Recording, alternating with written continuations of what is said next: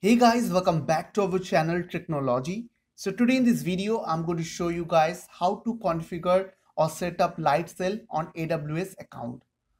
So if you want to know more about Lightsail, then I will give you the documentation link on my video description. So you can read it from this link. Okay, so now I was going to show you guys the practical thing, how to configure. So first of all, you need to click on this services tab over there. And after that, click on this Lightsail.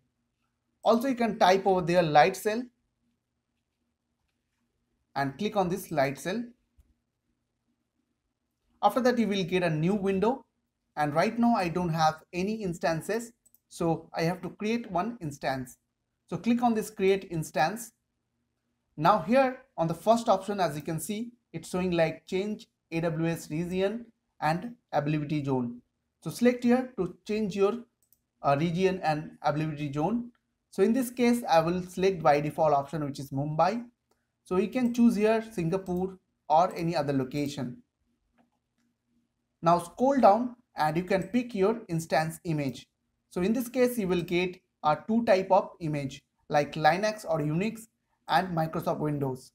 Microsoft Windows have two ways like Windows Server 2016 and Windows Server 2012 R2. And Linux Unix have lots of options like if you click on OS only, and you will get Amazon Linux, Ubuntu, Debian, OpenSUSE and CentOS. So now what you have to do, you need to select your apps and OS. So in this case, I will recommend you to select Linux or Unix because it will give you a better performance. So now select WordPress from here after selecting apps and OS. Now scroll down and here you will get one option over there is called add launch script. So right now I will not put any script over there. So scroll down and after that click on change SSH key pair. So if you don't have any SSH key pair, then to download default key pair or you can create a new pair from this button. Okay, so now scroll down and you will get a choose your instance plan. So if you choose this first plan like $3.50, which is gives you a free first month. Okay, and if you choose $5, $10, $20, it will not free. Okay, so I will choose here $3.50, which is gives you a 512 MB memory and 1 CPU core processor and 20 GB SSD. Okay, so now scroll down and you can change your instance name from here. In this case, I will use a by default name. Okay, after that you have to click on this create instance. So now as you can see, it's showing pending, so it's processing, so you have to wait for a few seconds. So now I will open Putty key generator on my computer. Now click on load and go to the download and select here all files and you have to select that key file which you have downloaded from the Lightsail. So just select that PIM file and after that click on save private key and click on yes. Now select your location wherein to save. So in this case, I will choose downloads and after that put your name and click on save. Now close this window. So now as you can see, it's showing running. So after 1 or 2 minutes, let's try with this IP to open my website. Okay.